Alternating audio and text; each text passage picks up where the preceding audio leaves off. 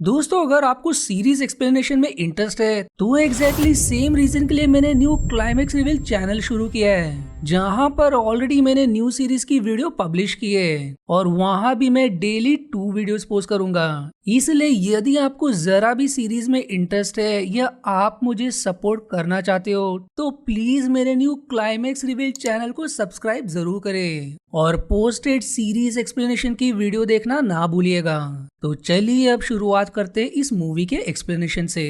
Film की शुरुआत एक नोट से होती है जिसमें लिखा होता है कि 2012 में अमेरिका की अर्थव्यवस्था एकदम टूट चुकी है, जिसकी बिगड़ने से बेरोजगारी बढ़ गई है, जिससे अपराध भी बहुत ज्यादा होने लगे।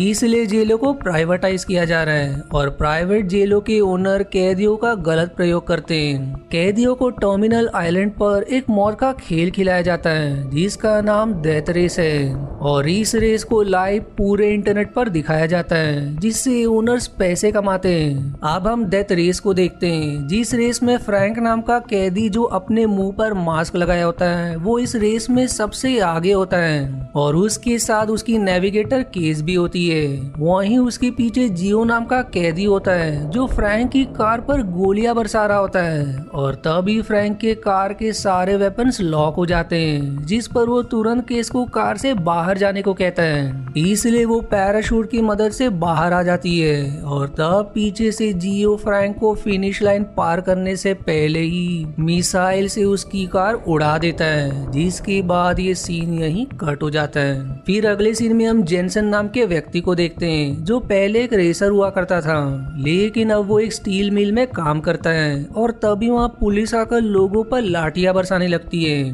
क्योंकि लोगों का मिल में काम करना एक अपराध माना जाता है। वहीं मिल में काम करने वाले लोग भी पुलिस वालों को मारने लगते हैं और जेनसन भी कई पुलिस वालों को काफी मारता है, जिसके बाद वो घर आ जाता है जहां वो अपनी पत्नी सूजी और बेटी पीपर के साथ रहता है। अब जैसे ही जेनसन हाथ मुंह धोने बाथरूम में जाता है तो घर में एक मास्क पहना हुआ व्यक्ति आकर सूजी पर हमला करके उसे बेहोश कर देता है और जब जेनसन वहां आता है तो सूजी को बेहोश देख एकदम घबरा जाता है और तभी वो मास्क पहना हुआ व्यक्ति जेनसन के हाथ में किसी तरह का स्प्रे मारकर वहां से जाने लगता है, लेकिन जाने से पहले वो जेनसन को अपनी उंगलियों से गन का इशारा करता है, जिसे जेन देख लेता है और ये देखने के बाद वो वहीं बेहोश हो जाता है। अब जब उसकी आंख खुलती है तो उसके हाथ में एक चाकू होता है और सामने सूजी मृत पड़ी होती है और तभी वहाँ पुलिस वाले आकर जेनसन को सूजी की हत्या करने के अपराध में जेल में डाल देते हैं। फिर देखते ही देखते 6 महीने गुजर जाते हैं और जेनसन को टर्मिनल आइलैंड के जेल में भेज दिया जाता है, जहां उलरिच नाम का पुलिस वाला जेनसन को एक जेल में डाल देता है जहां कुछ बदमाश कैदी होते हैं और उलरिच ने जानबूझकर उसे उस सेल में डाला होता है ताकि वो लोग जेनसन को मारे।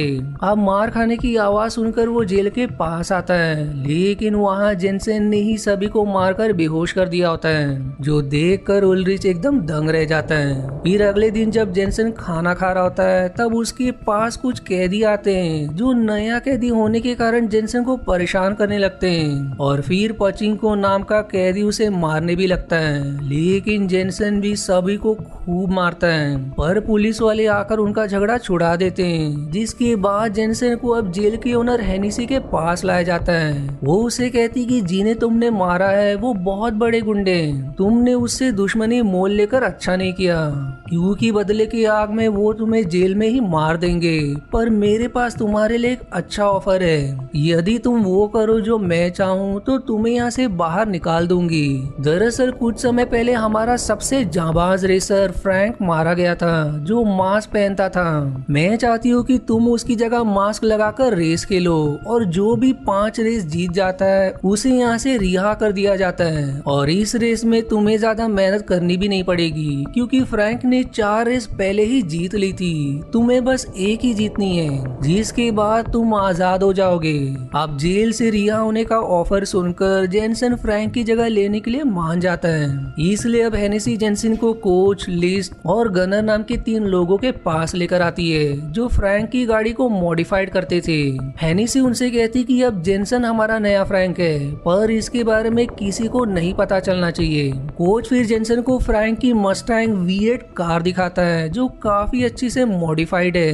लेकिन कोच कहता है कि इसके वेपन्स रेस के हर लैप को पूरा करने के बाद ही ऑन होते हैं, जिसे हेनेसी करती है और तुम्हारे रेस 3 राउंड में होगी जो कि 3 दिन चलेगी। फिर अगले सीन में जेनसन कोच के साथ बैठा होता है और वहीं कुछ कैदियों के हाथ में ट्रैकिंग डिवाइस देकर कोच से इस बारे में पूछता है, जिस पर वो कहता है कि ये लोग कैदी नहीं बल्कि यहाँ काम करते हैं। और तभी जेनसन को एक विजन आता है जिसमें वो उस व्यक्ति को देखता है जिसने सूजी को मारा था और उसने भी अपने हाथ में वो डिवाइस पहना था, जो देखकर वो समझ जाता है कि सूजी का हत्यारा यही है। अब अगले दिन रेस शुरू होने वाली होती है कि तभी वहाँ नेविगेटर लड़कियों को लाया जाता है, जहाँ के जेनसन की गाड़ी में बैठ जाती है, लेकिन वो जेनसन की आवाज सुनकर समझ जाती है कि ये फ्रैंक नहीं कोई और है। और तब कोच जेनसन से कहता है कि गाड़ी के कांच काले रंग के हैं, जहां तुम अपना मास्क उतार सकते हो, इसलिए वो अपना मास्क उतार देता है। और वहीं हेनेसी रेस को लाइव वेबकास्ट करने लगती है, जहां लाखों लोग तो बस फ्रैंक को ही देखने आए होते हैं। और काउंटडाउन के बाद रेस शुरू कर दी जाती है, जहां केस जेनसन को शॉर्टकट्स बता रही होती है और जियो तो बाकियों को रास्ते से हटाने में लगा होता है। जेनसन धुआंधार गाड़ी को आगे बढ़ा रहा होता है, जिससे वो पहले नंबर पर आ ही जाता है,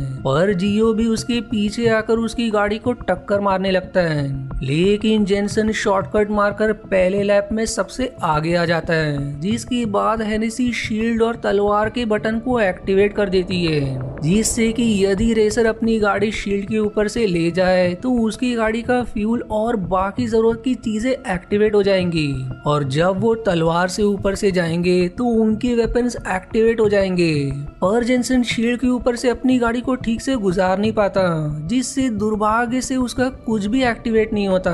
और तभी एक गाड़ी स्कल बने सिंबल से गुजरती है, जिससे सामने वाले से लोहे के रॉड निकलकर उस गाड़ी से टकरा जाती है, जिससे रेसर मारा जाता है और दूसरा रेसर अपने गाड़ी से फ्यूल गिराता है, जिससे जियो की गाड़ी वहीं फंस जाती है, जो देखकर वो एकदम गुस्सा हो जाता है, पर वो कैसे भी करके अपनी गाड़ी भगाने लगता है। अब रेस में और भी कई सारे रेसर्स मारे जाते हैं और तभी जेनसन की भी गाड़ी के बुलेट्स जैम हो जाते हैं, इसलिए केस खतरा लेकर उसे ठीक करने गाड़ी के कांच से बाहर आती है और भाग्य से उसे ठीक भी कर देती है, जिसके बाद जेनसन अपनी गाड़ी का फ्यूल टैंक नीचे गिरा देता है, जिससे सारा फ्यूल उसके पीछे वाली गाड़ी पर लग जाता है और फिर केस लाइटर की मदद से उस गाड़ी को ही जला देती है। अब जेनसन रेस जीतने ही वाला होता है कि तभी पाचिंको अपनी गाड़ी लेकर उसके बगल में आ जाता है और उसकी तरफ अपनी उंगलियों से गन बनाकर दिखाता है, जिससे जेनसन समझ जाता है कि सूजी को पाचिंको ने ही मारा है। और इससे जेनसन का ध्यान भटक जाता है और फिर जियो उसकी कार को ट्रैक से ही हटा देता है, जिससे जेनसन जीत के इतने करीब पहुंचने पर भी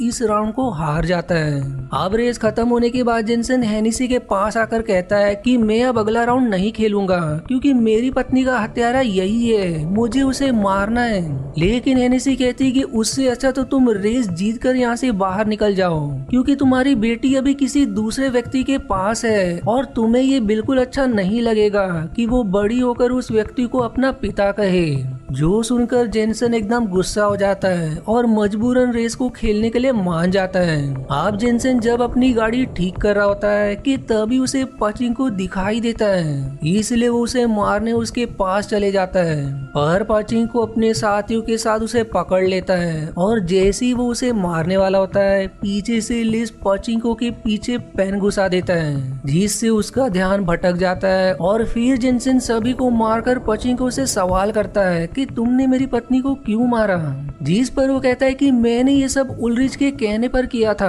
क्योंकि हेनिसी तुम्हें जेल में डलवाना चाहती थी ताकि तुम यहाँ आकर रेस खेल सको। जो सुनकर वो एकदम हैरान हो जाता है और जब वो पाचिंको को मारने ही वाला होता है कि पीछे से उलरिच जेनसन को शॉक देकर रोक देता है। अब अगले दिन रेस का सेकंड राउंड शुरू हो जाता है जिसमें सब आगे निकल जाते हैं और जेनसन पीछे ही रह जाता है क्योंकि वो अभी बस पाचिंको को मारने के बारे में सोच रहा था। वो अब रास्ते में केस से सवाल करता है कि फ्रैंक को मारने में तुम्हारा हाथ था या नहीं, और यदि तुमने सच नहीं बताया तो मैं तुम्हें गाड़ी से बाहर फेंक दूंगा। जिस पर केस कहती कि मैंने ये सब आजाद होने के लिए किया क्योंकि हेनिसी ने मुझसे कहा था कि अगर मैं फ्रैंक की गाड़ी के सारे वेपन्स जैम कर दूं तो वो मुझे रिहा कर देगी। जो जानने के बाद जेनसन अब गाड़ी को फुल स्पीड में भगाने लगता है और फिर पाचिंको की गाड़ी पर हमला करके उसकी सामने धुआं छोड़ देता है जिससे उसकी गाड़ी पलट जाती है और फिर जेनसन गाड़ी से बाहर निकलकर पाचिंको के पास आता है और उसकी गर्दन तोड़कर अपना बदला ले लेता है। जो देख हेनिसी गुस्सा हो जाती है और काफी खतरनाक ट्रक को भी रेसिंग ट्रक पर उतार देती है जो सभी रेसर पर हमला करके उन्हें खत्म करते जाती है और अब बस जियो और जेनसन ही बचे होते हैं। वो ट्रक अब उन दोनों पर भी भारी पड़ता है, इसलिए जेनसन जियो से संपर्क करके कहता है कि हमें एक साथ होकर ट्रक को खत्म करना होगा,